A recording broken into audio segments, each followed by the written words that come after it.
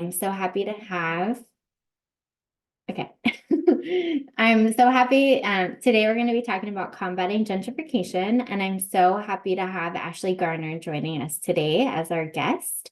And so before I begin, I just want to give a little bit of a bio about Ashley. So Ashley Garner is a hardworking supermom, activist, and seasoned real estate professional. She has played an instrumental role in housing with nearly, I think, over a decade of experience in the industry. Known as the first-time homebuyer strategist, she is skilled in numerous programs and strategies, getting her clients in their first single-family or multifamily homes with little to no money down.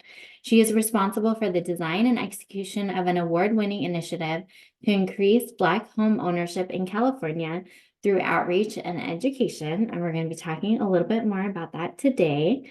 And she's also had a direct role in dispersing millions into California's underserved communities to go towards free housing counseling during the COVID crisis to also assist families. Garner is able to get her clients the financial education they need to be successful homeowners. And the trust and success of her clients is her top priority, which drives her to consistently exceed their expectations. Some words to describe Ashley are an investor, midterm rental enthusiast, community developer, and Black wealth advocate. And I'm so glad to have Ashley joining us today. Thank you for joining. And so I want to dive in real quick about our topic, and then I'm going to have Ashley hop on. And definitely, Ashley, if you want to jump in during any of this, feel free as well. Let me figure out, and also if anyone wants to be in the chat, typing or asking questions, feel free to do that there, and we'll make sure and be watching it to see what you're all saying. Let me figure out how to share my screen. Okay, here we go. Okay, so as you can see, we're talking about combating gentrification today, the G word.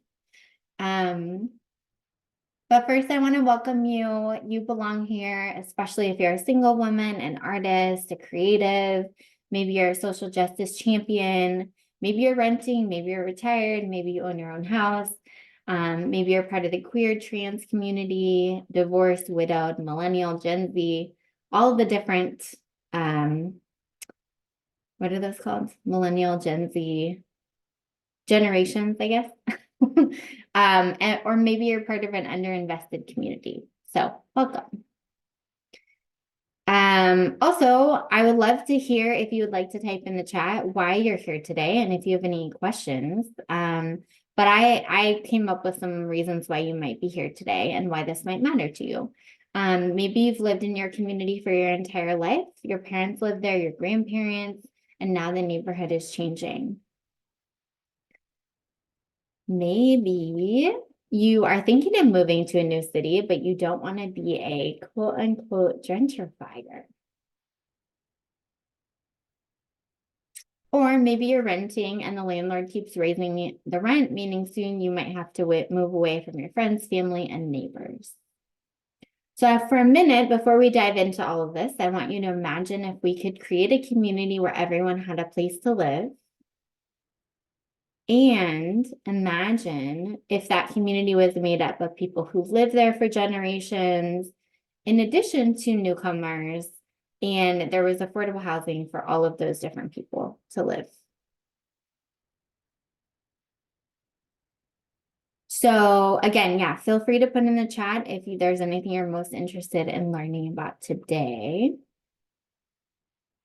And I'm going to give you a quick intro about who I am so you know, like, who is this person talking to you? So I'm Rose. I have a cat. I have a chicken. I'm part of the Sacramento Community Land Trust here in Sacramento. We've been working for 8 years to try to help make sure housing can be affordable. I also have Arlen Hamilton on here. Arlen Hamilton wrote a book called It's About Damn Time. And she has a second book called Your First Million, which I highly recommend. She is also trying to make sure that we create more millionaires who can really change our society in a positive way for everyone. And then, as you all know, probably I'm also a real estate agent. I have a podcast called Home is Where. I just got recognized by my company for our Lion Cares Foundation for community work I do. That's a little bit about me. My goal is to demystify real estate. So now what you're all here for today is we're going to talk about what is gentrification, because before we have to combat it, we have to know what it is and be clear on what it is. There are a lot of different definitions, so I'm just pulling this one. Gentrification, the process whereby the character of a poor urban area is changed by wealthier people moving in, improving housing, and attracting new businesses, typically displacing current inhabitants in the process.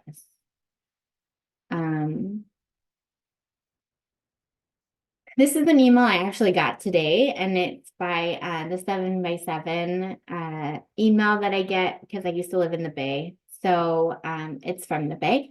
And it was talking about how gentrification in Oakland has made the town a magnet for innovative small businesses. But it's also inflated the housing costs, which have pushed money in. And so this article was talking about how people are going to Richmond, which is like half an hour away, and right, they're being displaced to Richmond. This article is actually from the LA Times, and it says the headline is Black trimmed homes, tiny libraries, and other signs your neighborhood is about to be gentrified. And this is a picture of like a mailbox with the fancy number, or like the simple fancy numbers. And the article goes into more detail to say, like, if you start seeing these address numbers changing, right, from like the old gold, kind of like slanted, I should have put a picture of like older fonts, but I'm sure we've all seen them, to like these more modern fonts. That's one sign. Another sign is if the homes are changing to be like painted black and brown, black and white. That's another thing, a trend kind of we've been seeing lately, especially by like people who are flipping homes. And then another thing they mentioned was security cameras and smart doorbells and ways that people can like be more aware of like what's happening in their neighborhood. Maybe like, but just from their couch, right? Not actually like going and being part of their neighborhood, just being like, what's going on out there?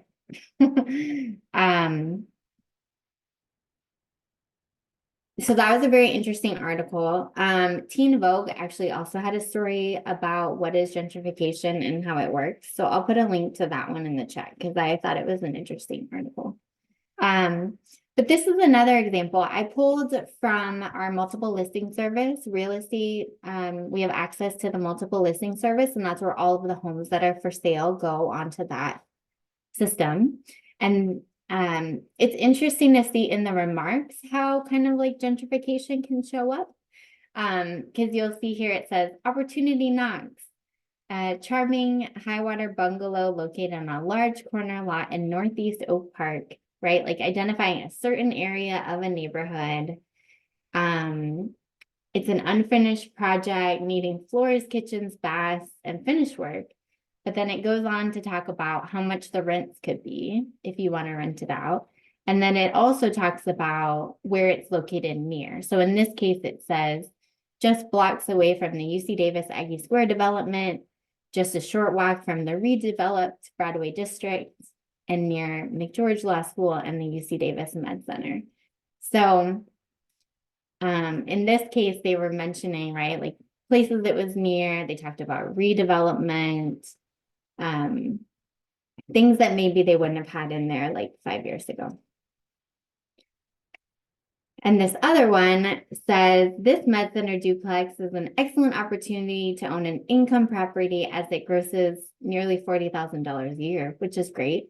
But then it talks about the UC Davis Medical Center, and the upcoming $1.1 billion Aggie Square project.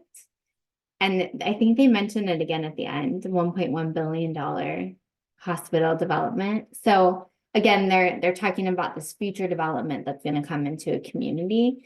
And what we have seen a lot of times when developments come into communities is they increase the housing prices, whether it's rent or home prices, and that displaces people.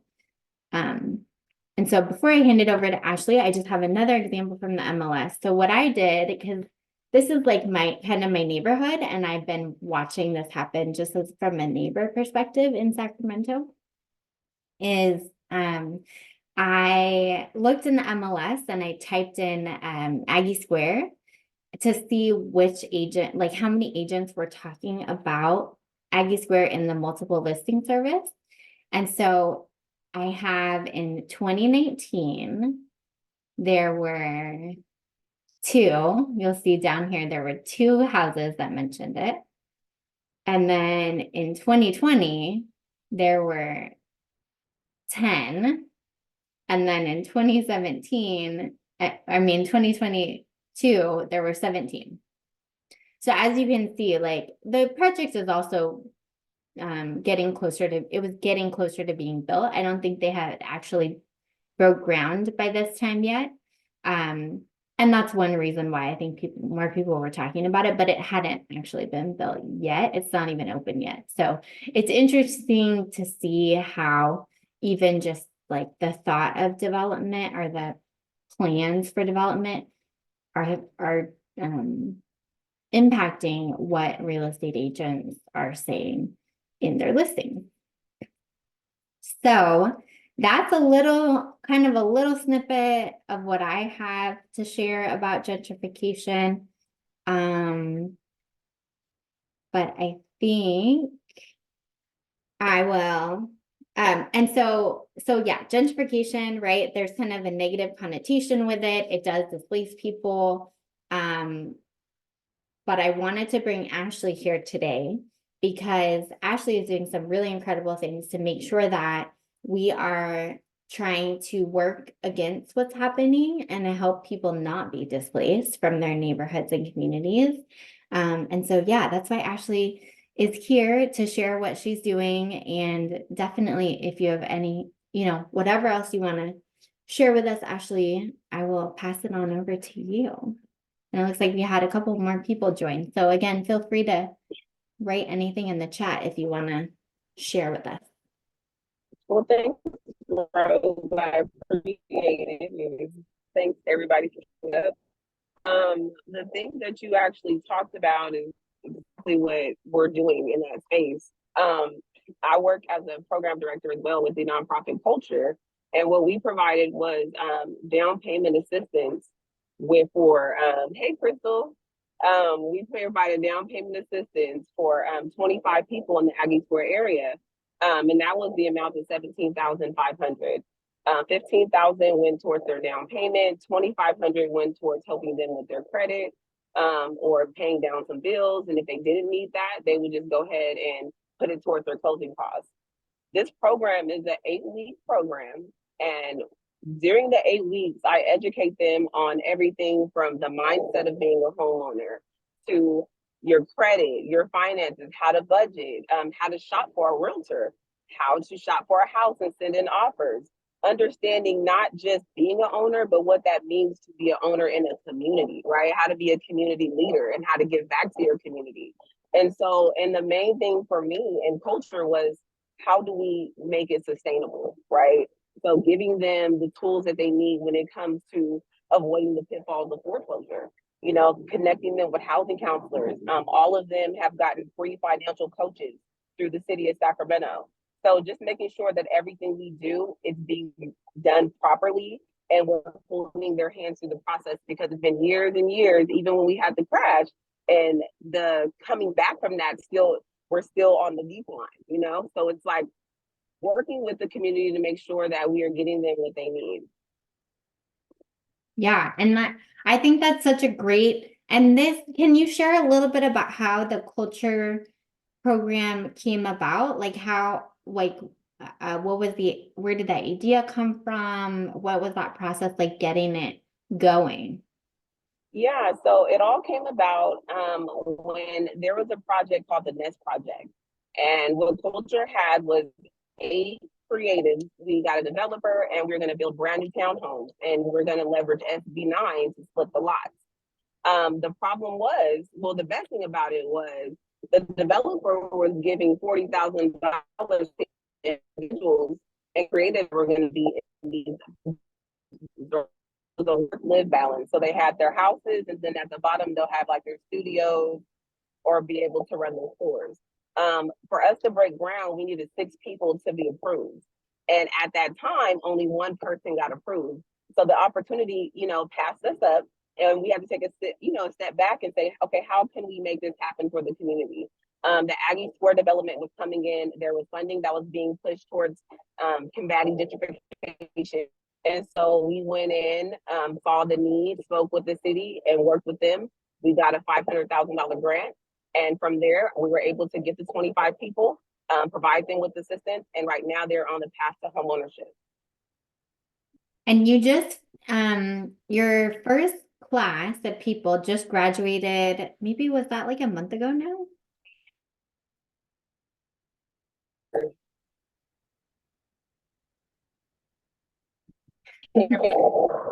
Yes. Yeah, it was in December. They graduated, and so right now we have 3 people that are shopping. We have 7 or 8 people approved for to buy a house. Working with different banking partners, so was able to leverage relationships that I created with River City Bank. They're giving them the 10-year government curve rate, which is a 3.86. The last time I checked, it actually keeps dropping. And they get that for 30 years. And if we need to push their mortgages out to 40 years to make it more affordable, then that's what we're able to do. I'm also working with Tri-County banks. They're able to give us a lower interest rate. They're giving my students a 5.75. And on top of that, they're giving them an additional $10,000 on top of what Culture is giving them. And being that this specific cohort has to buy in the Aggie Square district to combat gentrification, they're able to get an additional $7,500 because they're buying in opportunity zones.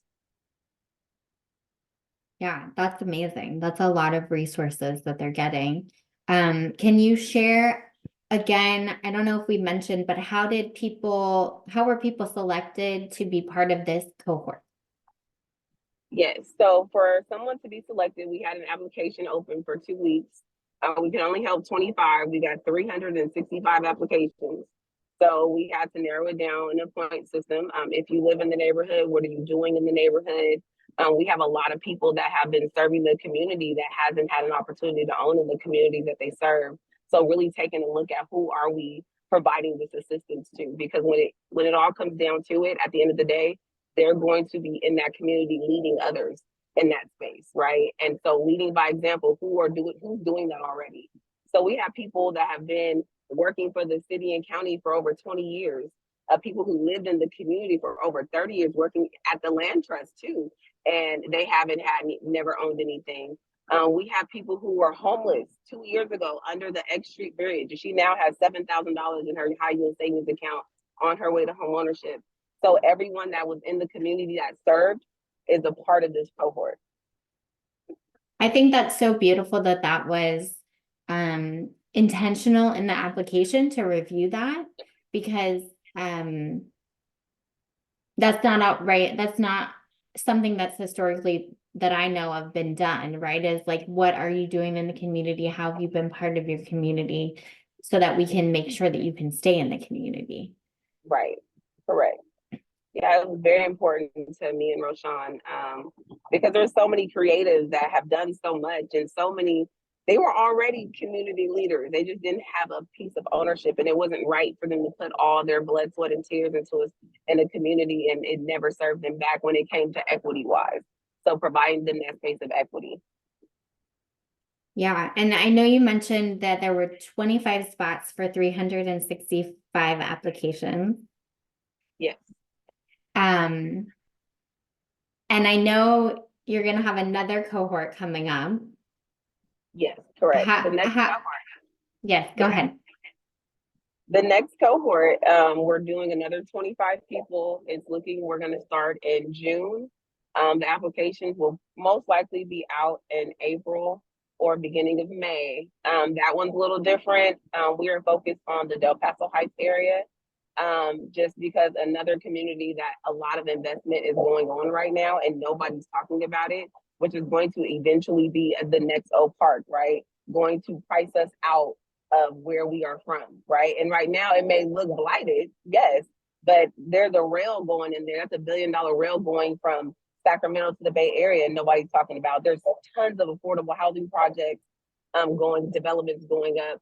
CLTRE got units approved to help the workforce development housing. So just really putting in work in Del Paso Heights. Does it mean in the next program you have to buy in Del Paso Heights? I do have a little incentive, and that's something that I can speak more to when it gets closer. But yeah, right now we're focused on the North area for the next cohort. That's great. I love that it's going to a different area, and that we are talking about that because, yeah, Del Paso Boulevard has been kind of slowly, there was like an art gallery. Now there's a grilled cheese spot, coffee shop, like the things that, right, that article mentioned, like we're seeing these things popping up and the signs, and more investments, like you said. What happens when a train that's going to LA, like what happens when that comes there, right? People are going to want to live there more, right? Or certain people are going to have wealth to spend money or maybe invest, right, in rental property. Yeah, I think that's great that the focus is shifting on a different area. I think it's important to highlight too that people of that community should understand what that means when it comes to gentrification. So people who have a very high income can come into your spaces and buy them up with incentives because you're buying an opportunity zone. And so a lot of people don't understand what that means. They are going to take your wealth, all the blood, sweat, and tears that you put in your community, you're going to let it go just because it doesn't look the nicest right now. But I always tell people, look at Oak Park. That's what the boulevard is going to look like. Oak Park used to be nothing but, you see drugs, you see liquor stores, and it was nothing positive over there. You see people walking their dogs. You see people of other races that were never there before. You actually feel safe walking down Oak Park on Broadway. So those changes are going to happen in Del Paso Heights. And I just want people to understand you might want to get in front of that before anything happens like it did on Broadway. Yeah, and some of this funding you mentioned, I think, did you mention the Promise Zones? It's redevelopment, Community Reinvestment Act funds I think that's from 1977. And that funding a lot of it comes from banks that are supposed to reinvest back in their community. And now with Oak Park, they had one bank on Broadway, and it left Oak Park. And then people didn't have anywhere to go to cash their checks, right? If you get a Social Security check, you couldn't go and cash it there. And so what that bank had to do was they had to give money back to the community to try to compensate for that a little bit. It's not enough compensation, but there's a little bit of compensation they're supposed to do. And so, but you're exactly right, is that who knows about these programs or these things, these funds, who knows about that? And are they going to take advantage of the community, or are they going to help the community stay in the community? Yeah, that's what the CRA Act is. Don't understand what that is. And it's not even just housing, and it's small businesses. You can go to CDFI, just community develop. It's just like a community bank. And not a, no, let me take that back, because the community bank is coming. CDFI is an institution that has to put into our communities because they, what you just said, the CRA, it was a banking desert. They were being racist and, systemically not giving us loans and not giving us mortgages. So they have to give back to us for that. Now, it's great to have those programs, but if no one's getting to them, then what good are they doing for us, right? And Yes. then if you have these programs and then there's so many loopholes and you're acting as a regular bank, then what are you really doing for the community, right? So, like I say, people should look into their resources, leverage what they have, ask questions. There's tons of money out there for you if you're a small business owner. There's tons of money out there if you're a first-time home buyer. CAR just did a whole new program that they're releasing to help with down payment assistance. We're doing another program next year, and the state always has a program. CalHFA, they stay with down payment assistance for first-time home buyers. And for those who don't know, a first-time home buyer means you haven't owned the home in the past 3 years. So I know a lot of people are terrified who have owned homes back during the crash in '08, but you are now qualified to be a homeowner again. And they have so many more stipulations put in place to where that won't happen to you. You're not going to get an adjustable rate mortgage. You're going to know the difference. There's housing counseling that's put in place to hold your hand through this. And I just want people to know that at the end of the day, you're not alone. Everybody feels how you feel if you haven't owned a home before. You just don't know the process. And that's why we're here to educate people on how to actually do it and not be afraid to build wealth for their families. Yeah, and I love how you brought up people in 2008 and 9 who lost their homes. I think we got into real estate about the same time, and it was back then. And it was horrible to see all those people losing their homes, and the banks had a lot to do with that, right? Their policies were not good at all, and they gave people a bunch of adjustable rate mortgages that they shouldn't have, all this stuff. But I love that you're helping people see that they can do it again. And the other thing is, if you're a first-time home buyer, quote unquote first-time home buyer, you can qualify for some of these programs. Whereas if you weren't a first-time home buyer, you might not qualify. And so that's where the 3 years, right? It can really make a big difference for getting some of these funds that you're talking about. Yeah, definitely makes a difference. I mean, and then there's programs where you don't have to be a first-time home buyer. There's ones where you can be repeat buyers. Just knowing what's out there for you. Home ownership in California is very difficult just because of the lay of the land. We have the most expensive land out here, right? And so we have to get creative. Like for my students, we're dealing with community leaders and people who work 9-to-5 jobs. They're not making millions of dollars, right? So how do we get them to homes that are affordable? And so working with the community land trust to be able to purchase lots of land or, purchase homes and renovate them and sell them to our students at an affordable rate. I have people from the community. I haven't even told my students this yet. And Crystal's on here too. So she's going to be the first to know. But there are people who are calling from the community they want to sell their houses to my students. And it's in their price range. And I'm like, oh my God. So I never thought that we would create something so big and we have so much support. But, we're just getting creative with it. I just let them know that I'm never going to give up. I'm going to make sure each and every one of them have a place to call home. And we'll be in there having our good old housewarming party and celebrating all the work that we did. Because at the end of the day, these people have worked so hard and I've seen them work hard. And so I'm going to be there to support them. I love that. That's so beautiful that people are contacting you and being like, I want to sell my house to somebody in the community. Just like, I think getting creative is one of the ways that we combat gentrification. Because even like in my slide earlier, it was people who are moving in, right? And they don't want to be the gentrifiers. Like they don't want to do that, but they are by buying a house, right? Like you can't just not be that, right? You're going to be that, but how do you not be that? It's like by getting involved in your community, by being the person you're like, okay, well, I'm not going to put up a fence in front of my house. I'm going to go meet my neighbors and I'm going to be part of the community. Or like maybe it's an investor out of town and they decide they want to sell their homes, right? How are they doing that? Are they contacting you and saying like, hey, I want this to go to someone in the community? Or are they saying like, I want to make as much money as I can off of this, which like, that's okay too. Making money is good, but to what cost and what's the community benefit impact? I would say for the people who are moving in the communities and they don't want to be gentrifiers, it's okay to want to live in a nice area. I mean, it's nice, it's walkable. That's everything. If you can walk to everything, people love that. It's just getting to know the area you're moving in, getting to know the community that you're in, so there's not a lot of conflict, right? Maybe one community maybe out listening to music on Sundays, and that's what they do every Sunday, but that's not what you're used to.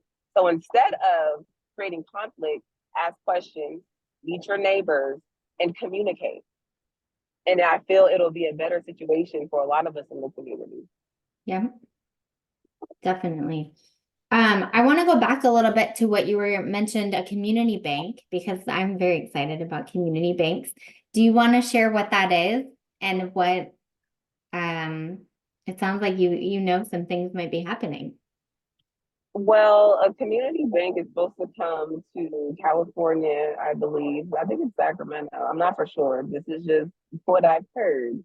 But a community bank is basically, I just described how a CDFI is supposed to be a little more lax on terms and stuff like that when it comes to lending. So they're supposed to take a higher risk than regular banks do. And really, they haven't. They've been operating as a regular bank.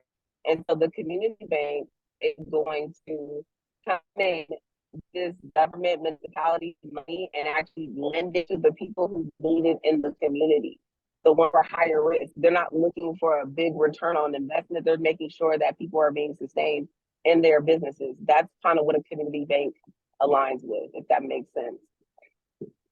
Yeah, and more for the community, right? Like that if somebody for the small business needs a loan, like they're gonna be, it might be easier to get a loan from a community bank than to get it from like a big bank. Right, exactly. Because they're the criteria that you have to meet. A lot of the people in our communities are not going to meet them due to systemic things that have happened, due to lack of financial literacy. So they're here to assist with that. I'm excited. I can't wait till they get out here because I know so many people can really use their resources. Same. I know. I think a community bank would be great. And also it's supposed to keep the funds in the community too. So like we Right. can use that the funds in the community bank where we're like, we need a grocery store. And we can potentially use some of that funding to try to get a grocery store for a neighborhood or community. So it's yeah, it has a different focus, right? A focus on the community, which is why it's called the community bank. Right, for sure. That's very exciting. I hope it comes very soon. Yes. Or we create one or whatever we need to do to get one. Right. Because again, it all works together, right? A community land trust, a community bank, the program that you have teaching people and educating people about the home buying process that can all work together in creating the community that we want to live in and where everybody has a place to live, a place to go buy food or grow food. Yeah, just kind of thinking about it, the way that we own land. I like to say steward land and live on the land and live in community with people, like just thinking about that in a different way, not necessarily from like a profit piece, Mhm. but like how is it impacting the community? And I mean, even if you I like to think sometimes like what dollar amount can you put on knowing your neighbors and having fresh food growing in a garden? Like I feel like there's a dollar amount you could put on that, but people don't always think of it that way. Yeah, I can agree with that. All those things are important, and I think just having a place to call home is stability. People are tired of the rents being raised and wages are not being raised. So how can I sustain? How can I save for a house if my rent goes up every year, right? By $100 or whatever the case may be, and I'm already paying in the 2000s. So it's Yeah. like I'm looking for a way to really combat that, and then also making sure that we are not being displaced in the culturally rich neighborhoods that we've created. Yeah. And that made me think of something and then I forgot. Oh, And I love how also you're encouraging people to also be what do you call it? Investors. Rental enthusiast? Midterm. What does that mean? Yeah, so enthusiasts, yeah. So it just, a lot of people, they'll go buy a single family home, which is great, but you can also buy a duplex or five that get qualified for more because they use 70% of the market rent as your income. So I personally don't like to deal with tenants. I had tenants before and I did not like them.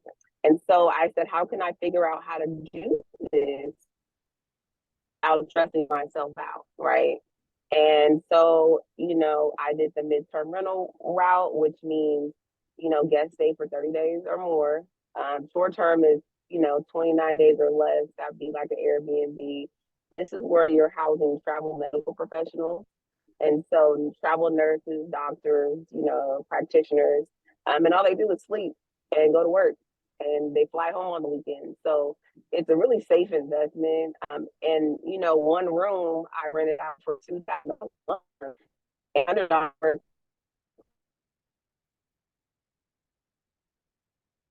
Now I think that's cash flow on your property. So your mortgage is covered, and you could save and go buy another one.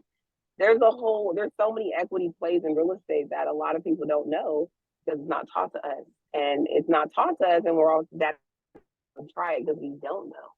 So just there's options out there, and you don't need hundreds of thousands of dollars, which is why one of the lessons in the curriculum that I created was I want you to find the houses in the communities that you want to buy, and I want you to get that home by that purchase price and times it by 3% and tell me what you're going to get. You'll get 11,000, you might get 15,000, you might get 20,000, depending on where you're at, but you don't need hundreds of thousands of dollars for a down payment. And if your down payment is 20,000 and CLTRE giving you 15 and Tri-County giving you 10, and then you buy an opportunity zone, that's 7,500. So do you really need your down payment? It's covered. So people don't know those things. They're just afraid. And I'm just wanting to, demystify that and let them know you can do it. It may take a while, but you can do it. I love that. And I think you cut out a little bit when you were talking about you rent a room out for 2,000 a month. Yes. So one of the rooms you can rent out, just depending, you can rent a room out for $2,000 a month as a midterm rental. Yeah. Yeah, but like the options, right? I know I was at a conference in Puerto Rico and I was having a conversation, and we were talking about how she advises people to not buy a single family home as their first home, but to buy like a duplex or a triplex because you can live in it and you can have rental income coming from it. And so it's just thinking about housing in a different way where like we can have it can be an investment and we can be making money off of it and building that wealth. I'm sorry. Could you repeat that? I couldn't hear you. Oh, I was just talking about how she was sharing about how she advises people not to just buy a single family home as their first residence, but to buy a duplex or a triplex because that can be an investment for them and it can help them gain more wealth quicker. And also, I think it's different. I think if women and people of color are property owners, landlords, I think, and not everyone, right? I don't want to generalize the statement, but I just think that there are certain people that have a different perspective of how to be a landlord, right? It's important to get your rent, but also like to be human and think about like, okay, your renter is a person. Let me not jack up their rent by 20% every year, right?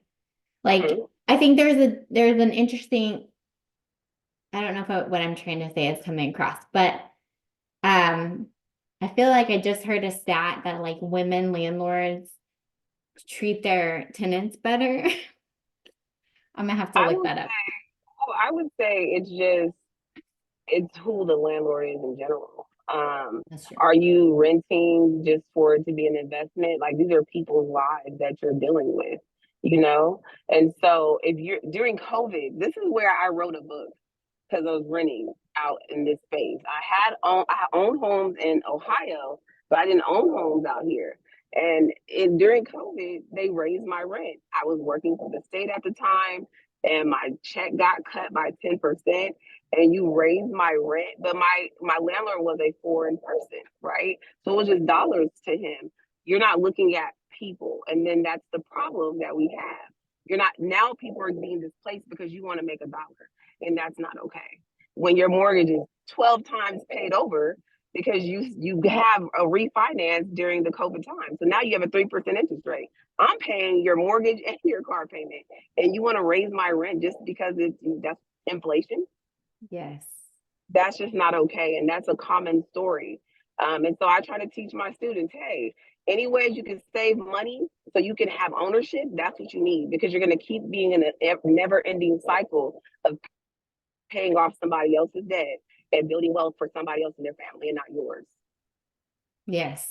That's such a great example. And you said you wrote a book about that?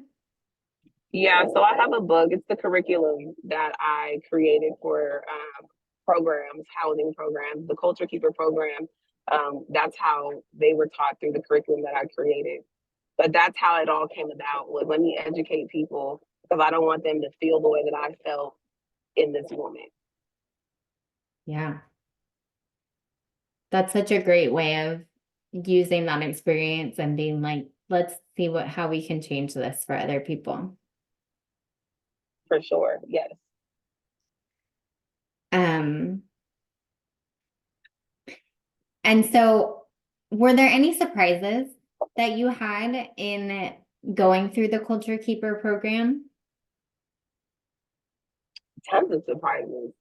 I love each and every one of my students. I did not think that we would create such a great community. It was more than I could have even asked for. I didn't know what to expect going into this, and they exceeded my expectations. They all support one another. They send information. It's such an amazing thing to see people who are on the same journey supporting one another. And that's kind of what it's all about. You know, that are on the same journey as you to support you. They have a whole community of people that they learned with that can support them as well. That's awesome. And I do want to highlight in the chat, we have one of your students who wrote, I think she was referring to something you said earlier, but she says, that's why I call Ashley my homegirl. She's been putting her blood, sweat, and tears into helping educate and give us the resources needed. Ashley is God sent and a blessing, such a beautiful human being. Oh, thank you, Crystal. I appreciate you.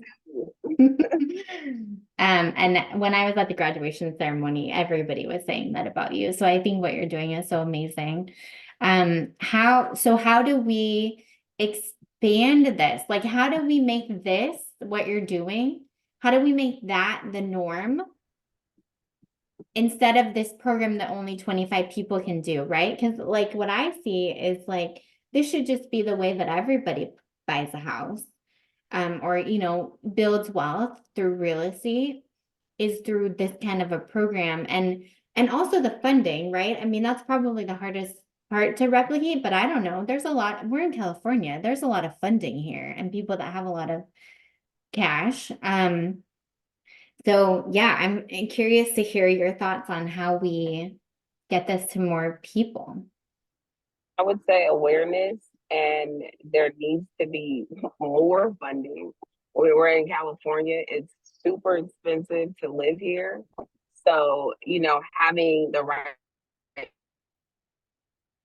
to advocate to get the funding, having the educators in place to educate them, and having the people who are hungry. Like, there's so many people who want to own homes, but they don't have the money, right? And a lot of them actually do make really good money, but they don't know where to go and they don't know where to start. So, like I said, we would really need just more awareness of the importance of ownership and what that looks like for the communities that are underserved, and people willing to put programs together like CLTRE to get to the nitty gritty and actually hold their hands and help them. Well, because we know, right? A renter has like $2,000 wealth on average. A homeowner has like 300,000. Like that disparity is giant. And so it is in the benefit of our whole community for people to become homeowners so that they have that wealth and we're not just living paycheck to paycheck or, one paycheck away from being out on the street, as we know so many of our neighbors are facing. And so okay, you said more funding and education, more of people like you probably, right? Because you can't teach all the people that need the class. Right. What about, what was I gonna say? I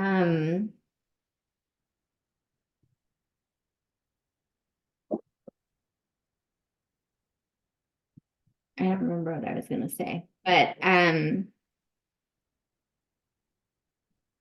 yeah, it sounds like we need a lot of things, but do you see anything or like how can people in our community, what can people in our community do to try to get more of these things?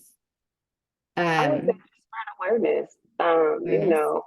Go to your city hall meetings about ownership programs. Get your face out there. If there's something that you're really interested in, start tapping in with the local nonprofits, asking them what programs they have.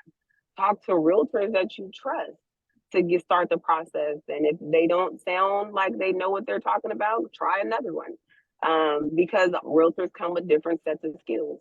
So just getting your feet wet and starting to ask questions and just know that no question is stupid because you don't know what you don't know. And if you move and you're blinded, you're not going to make the right decisions. So I feel like you should go in there and be vulnerable. And I know that's hard for people, but being vulnerable will get you what you need. Yes, and that's true. We don't know what we don't know. And so, yeah, I tell my clients all the time, ask me as many questions as you want. There's no such thing as a wrong question or a bad question.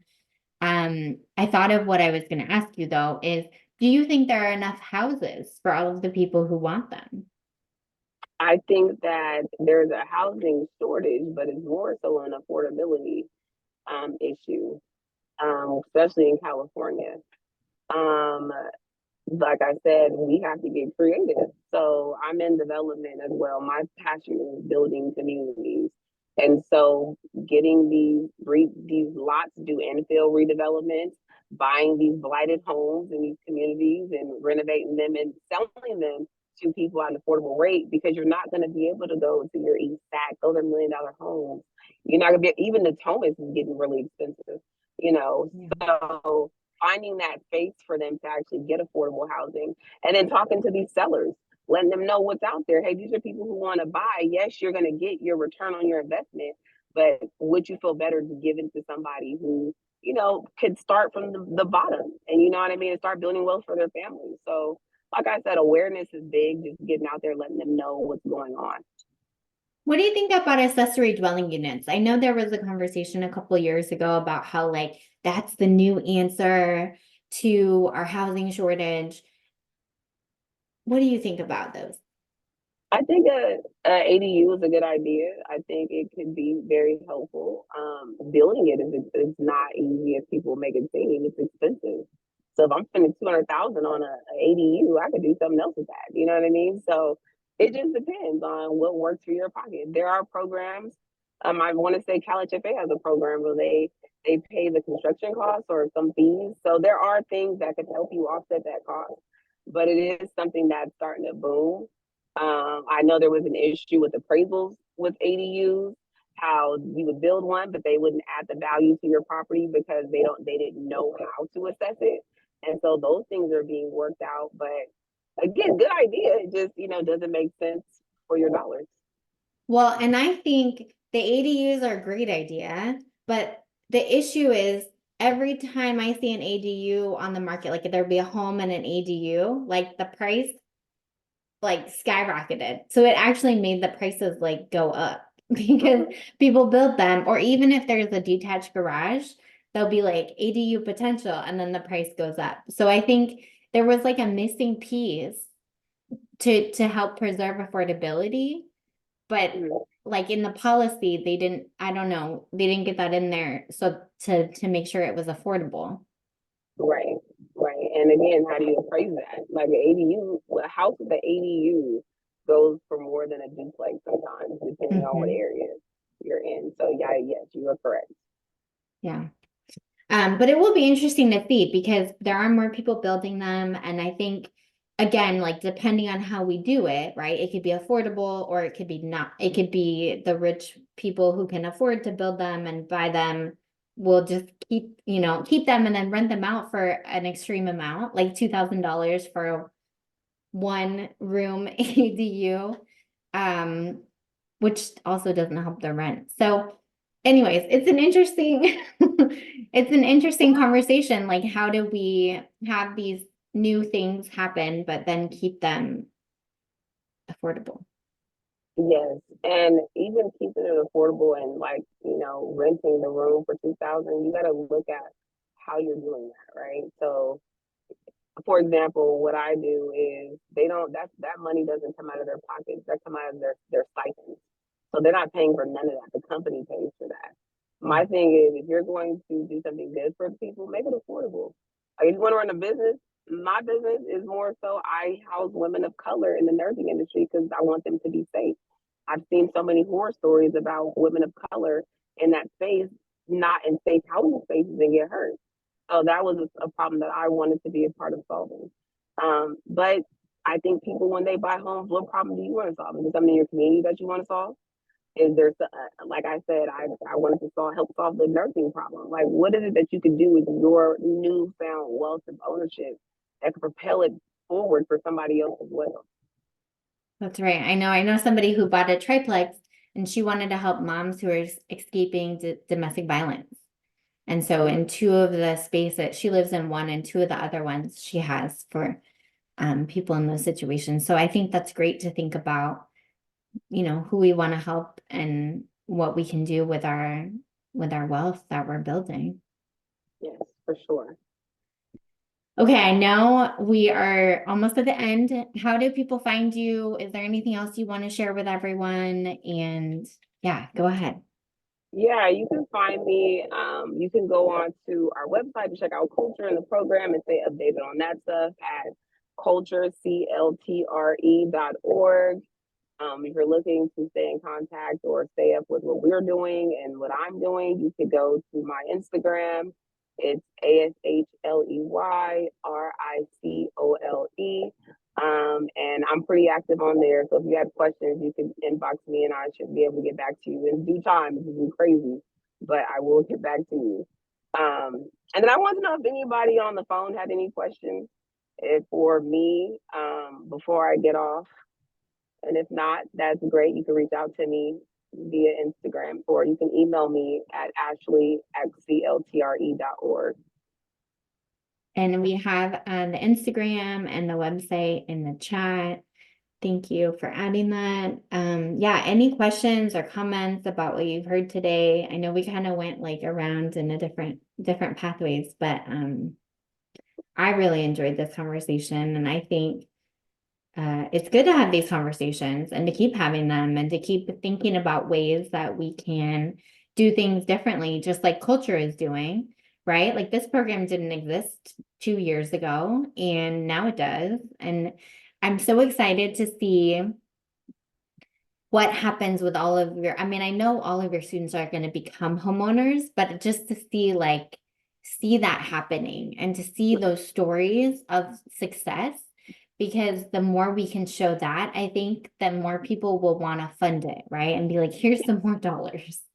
Mm-hmm. Or here's some more houses, or here's some more land. And of course, if anyone's watching this later and has land or housing that you want to put towards good use, right? Maybe you inherited it or it's extra, you're an investor and you want to help do something more positive with it. I think partnering with culture, partnering with the community land trust, I think those are great ways to do something good with your land and your house. For sure. I agree. Definitely. If you want to make a difference and you own a house in the community that they're buying up, do something great, and sell it to somebody in the community. Keep that going.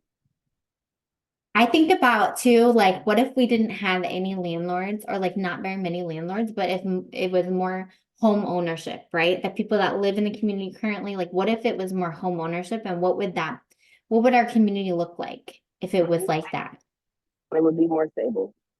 We would definitely, we've seen that before. We've seen in the 70s. Like they may have been not the best mortgages, but it was a whole bunch of people who owned. And it just went on the decline after, a lot of things that happened. So we know from the past that it brings stability to children and families. Yeah. So, well, thank you, Rose. I appreciate you. Thank you so much. I appreciate you too. I hope you have a great rest of your night at the event you're going to, and we'll definitely keep in touch. I'm excited for all of the work that you're going to be doing, and I just see this like expanding. So, like, I just see it becoming so huge and helping so many people become homeowners. And thank you again for all of the work you're doing. Thank you. Thank you. And thanks everybody for showing up to support. Bye. Bye bye.